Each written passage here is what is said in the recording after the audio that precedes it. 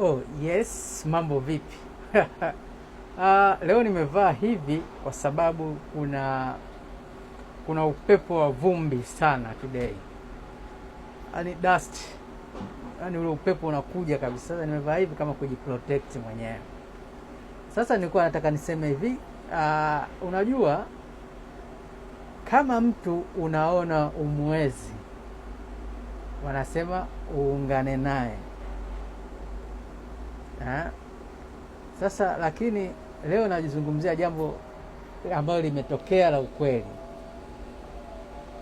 Jamaa alikuwa na msichana wake, ni mke wake. Maana kisa msichana, wengine atajua labda ni mchepuko au girlfriend, ni mke wake kabisa.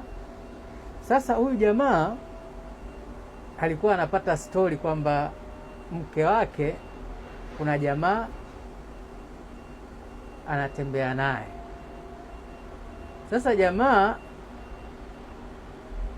kwa dharau zaidi, yule mke wake alikuwa anatembea na huyo jamaa nyumbani kwake kabisa. Umeona bwana?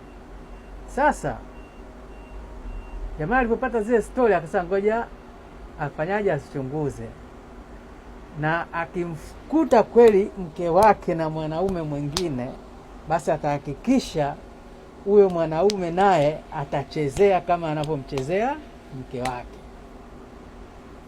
Basi jamaa katika kuvizia siku moja akaingia kwenye 18 za huyo jamaa, kwenda nyumbani kwake. Kweli akamfumania mke wake anachezewa na mshikaji mwingine. Sasa alivyofika, alivyoona wameshamaliza mchezo, wamefika kashamaliza mchezo, jamaa limekaa pale na mke wake yuko kitandani. Basi yule jamaa alipofika mle ndani, mume wa yule akawa anataka naye amfanyie yule mwanaume mwingine kama alivyofanywa mke wake. Sasa ukicheki katika ulinganishi wa nguvu, kama jamaa mwenye mke amezidiwa na yule mshikaji kwa ubaunsa, kwa ile umbo amezidiwa, lakini jamaa akataka kufosi amfanyie yule mwanaume kama alivyofanyiwa mke wake. Ni angalau angekusanya grupu la watu, afu ndio angekuja kufanya hivyo vitu anavyovitaka, lakini alitaka apambane yeye mwenyewe kiume.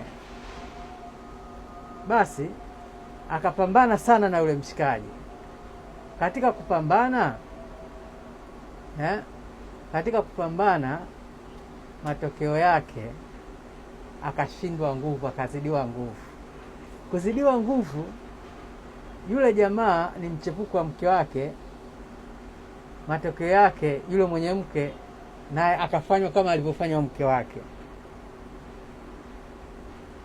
Unaipata pointi yangu? Baada ya kufanywa vile, wakaachwa wote kitandani pale. Kwa hiyo mke na mume wakawa wanatizamana, lakini wote wamefanywa kitendo kimoja na yule mshikaji. Alafu baada ya hapo mshikaji huyo akasifa zake. Ndio maana nakwambia kitu ambacho kama unaona huwezi kupambana nacho, epusha shari, achana nacho, ondoka zako. Umeona sasa?